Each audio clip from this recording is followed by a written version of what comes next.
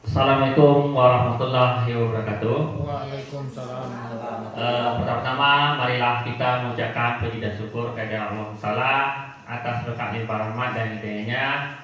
Pada siang hari ini kita bisa berada di ruang SMP Negeri 32 Merinci dalam rangka sosialisasi rencana kerja tahunan dan RKJM sekolah. Kemudian selalu salam untuk Nabi besar kita Nabi Muhammad SAW rahmatan lil alamin. Yang kami hormati Bapak Wakil Kepala Sekolah bidang kurikulum, kesiswaan dan sapras. Yang kami hormati Bapak Ibu Kepala Tata Usaha, Labor dan Pustaka yang hadir pada hari ini. Kemudian Bapak Ibu Majelis Guru yang hadir pada hari ini. Adapun hari ini kita akan mengadakan pertemuan ini adalah membahas rencana kerja kita untuk tahunan atau program kerja tahunan sekolah ataupun sekaligus nanti kurikulum satuan pendidikan KOSP. Kita mulai dengan rencana kerja tahunan sekolah, itu bisa disebut dengan KTS. Rencana kerja tahunan sekolah ini digunakan itu untuk 1 tahun ke depan. Apa yang akan kita buat itu kita rancang dalam RKTS ini. Kemudian dari RKTS ini ada tim penyusunnya di atasnya. Ada tim penyusun naik ke atas. Ya.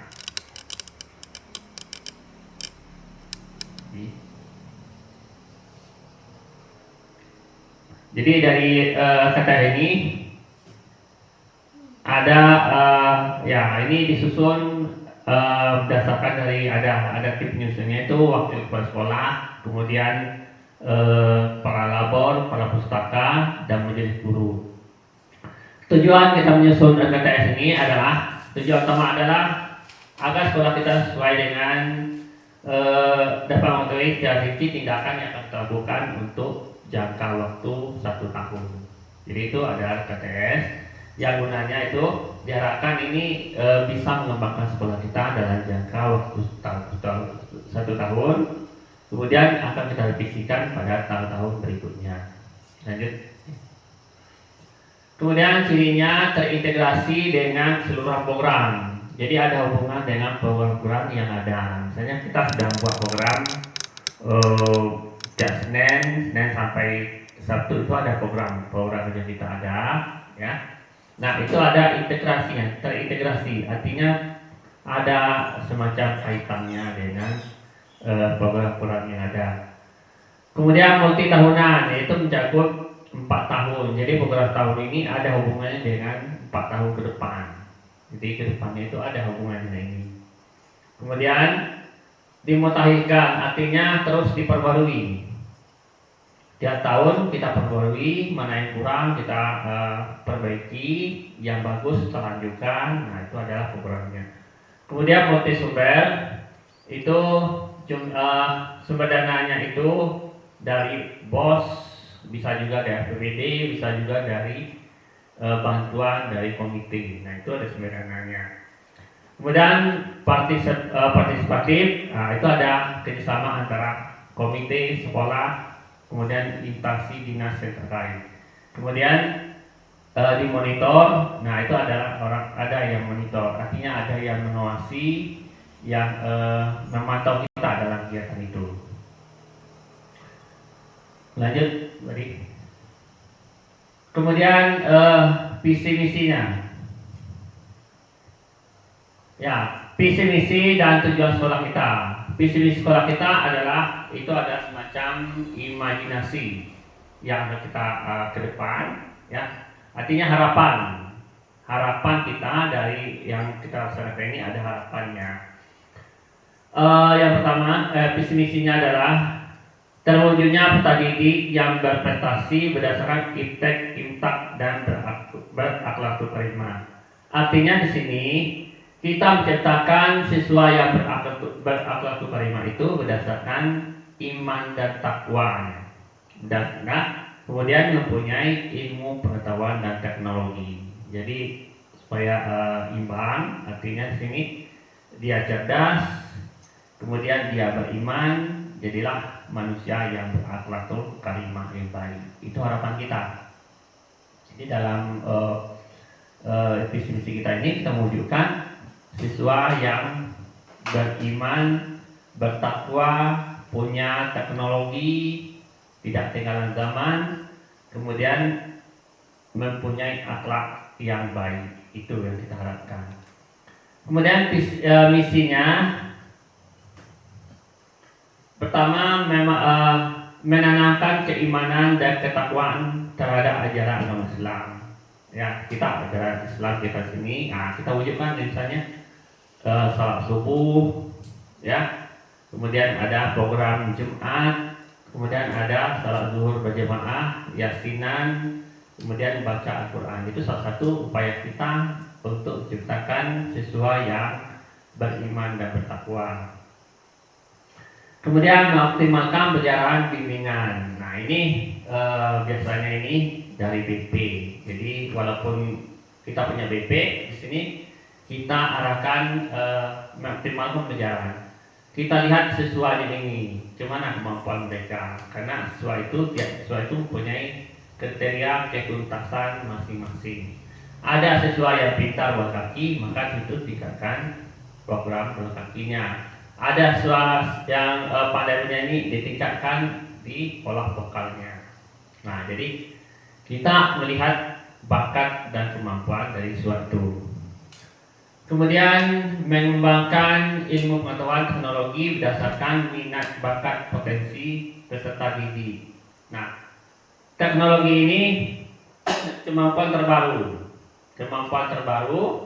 apa yang dimiliki siswa? Misalnya mereka pandai dalam hal desain komputer, atau mereka pandai dalam hal bola kaki, atau dalam membuat drama, atau membuat video dan sebagainya. Nah, kita arahkan untuk mereka.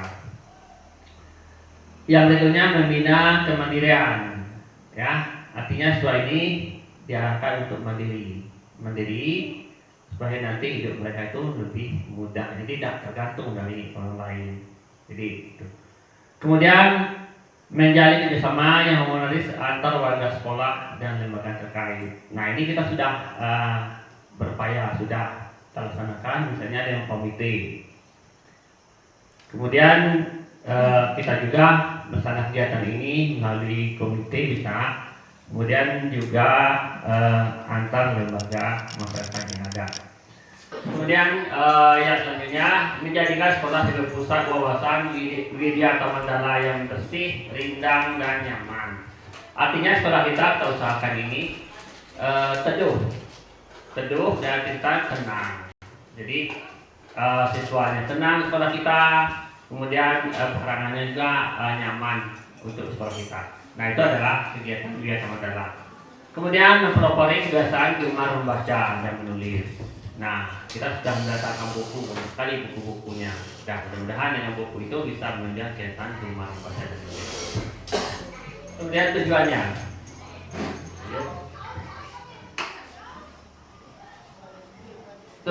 adalah mengembangkan budaya sekolah yang religius melalui kegiatan amalan agama. Jadi tujuan kita dengan adanya kegiatan agama itu salat subuh, salat zuhur, salat Jumat, yasinan dan sebagainya itu adalah menciptakan amalan agama, menciptakan siswa yang mempunyai iman dan takwa. Nah itu adalah tujuan kita. Kemudian melaksanakan pendekatan pelajaran aktif pada sebuah mata pelajaran. Jadi melaksanakan pendekatan, kita lihat di setiap manual itu di mana ada kelemahannya itu. Jadi cara kita bisa berdiskusi kelompok atau antar guru di sini. Kita melihat kelemahan dari materi itu dan kita mencari kelebihan dari guru lain. Jadi kita gabungkan. Kemudian mengembangkan berbagai kegiatan proses belajar di kelas berbasis karakter bangsa. Artinya lebih utamakan pada karakter yang ada pada saat ini ada 7 kebiasaan anak. Nah itu kita tingkatkan. Itu. Kemudian menyelenggarakan berbagai kegiatan sosial menjadi bagian pendidikan keterbangsaan. Nah, kegiatan sosial diantaranya misalnya kunjungan ke takziah ada yang sakit, atau ikut melaksanakan mengantar orang yang meninggal, atau ikut kegiatan misalnya majlis taklim atau ke rumah orang yang sedang melaksanakan peduli dan sebagainya. Yang berikutnya menjalin kerjasama dengan lembaga lain dan merealisasikan program sekolah. Jadi program sekolah ini tidak bisa kita sendiri laksanakan, tapi harus ada kerjasama dengan instansi lainnya. Mungkin itu saja yang mungkin hari ini. Mungkin di lain waktu kita diskusikan lagi visi misi kita. Mudah-mudahan dengan adanya pertemuan ini dapat meningkatkan sekolah kita, memajukan sekolah kita menjadi lebih unggul dan lebih baik. Demikianlah dari kami. Assalamualaikum warahmatullahi wabarakatuh.